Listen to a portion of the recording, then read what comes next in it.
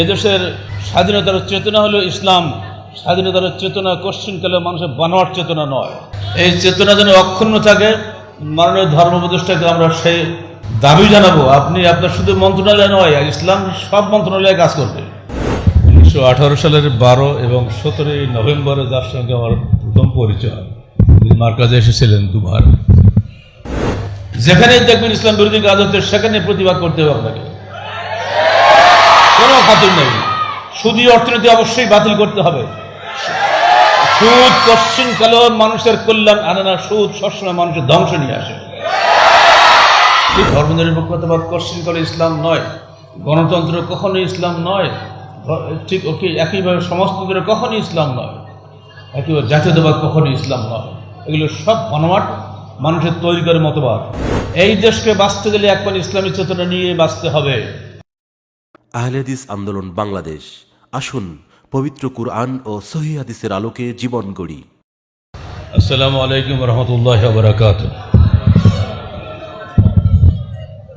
1918 সালের 12 এবং 17 নভেম্বরে যার সঙ্গে আমার প্রথম পরিচয়, মার্কাজে এসেছিলেন দুবার। তখন 18, আজকে কত 24 সাল, অর্থাৎ অর্ধযুগ পরে আজকে আবার পুনরায় এই মার্কাজে তার আগমনে আমরা অত্যন্ত আনন্দিত এবং তাকে আমরা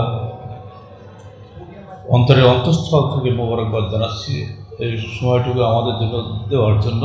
তিনি অত্যন্ত মূল্যবান সময় অতিবাহিত করছেন। ইতিমধ্যে তার 2-3টা প্রোগ্রাম করা শেষ হয়ে গেছে, এখনও সামনে অনেক প্রোগ্রাম রয়েছে। আমরা আমাদের কথাগুলো, দাবিগুলো লিখিত আকারে আমরা সামনে দিয়েছি, এগুলো রিপিট করতে চাই না। খালি আমরা বলতে চাই দেশের অবস্থান সম্পর্কে।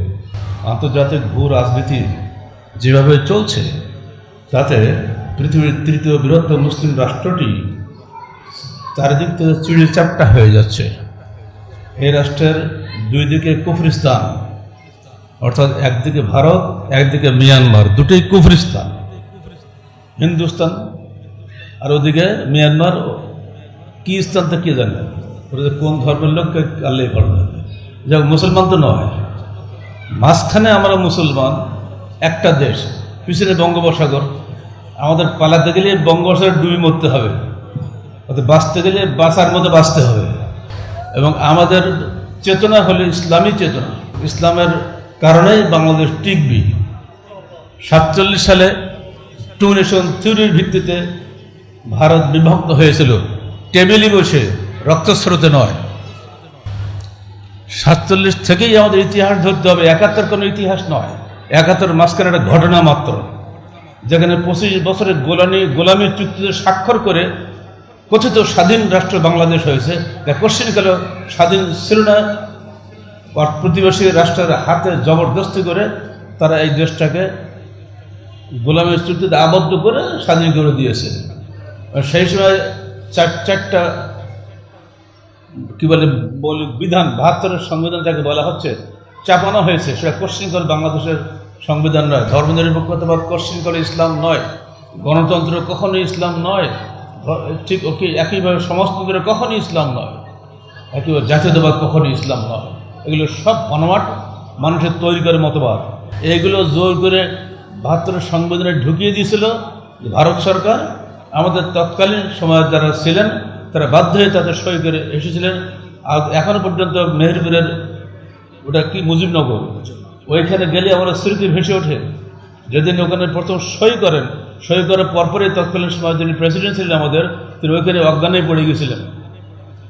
তো আমি পিছিয়ে সই করলাম। 25 বছরের গোলামীর চুক্তি সই করে আমাদের দেশ স্বাধীন দেশ নিতে হচ্ছে। কি নাম কি প্রেসিডেন্টের? সৈয়দ নজরুল্লাহ। উনি ওইখানে অজ্ঞানে পড়ে গেছিলেন। ইতিহাসটা ভুলে যাওয়া যাবে না, এগুলো সব আমার লেখার মধ্যে চলে গেছে আগে। এই দেশকে বাঁচতে গেলে একবার ইসলামী চেতনা নিয়ে বাঁচতে হবে।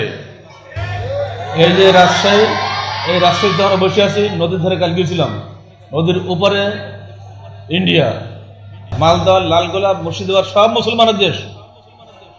কিন্তু সেই সময় দাগ কাটার সময় রেড ক্লিপ ওইগুলো সব বাদ দিয়ে দিয়েছে।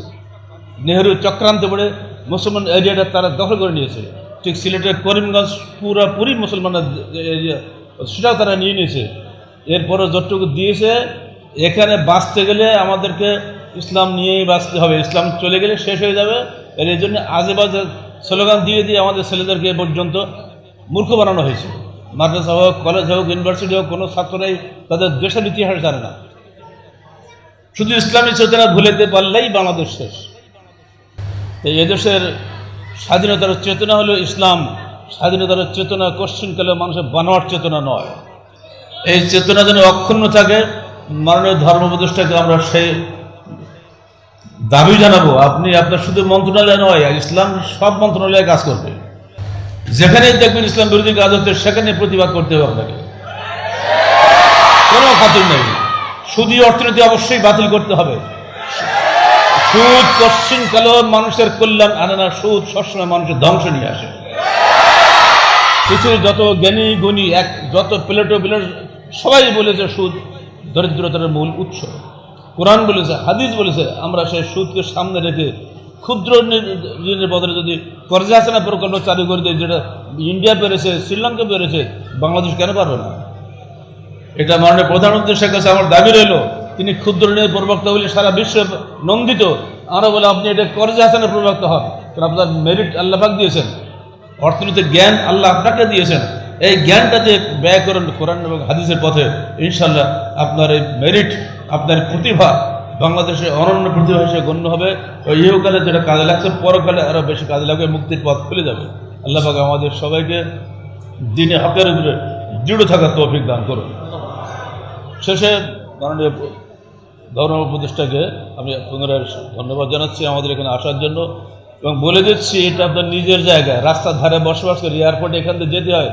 যেমন আগেবার এসেছিলেন নিজে কোনো প্রোগ্রাম ছাড়াই, যখনই এই দেশে এই বঙ্গে আসবেন প্লেনে চড়ে, তখন এখানে আমরা আছি, দয়া করে একটা ভিজিট করে যাবেন। আমরা খুশি হব, আমরা নিজেদেরকে সত্যি ধন্য মনে করব।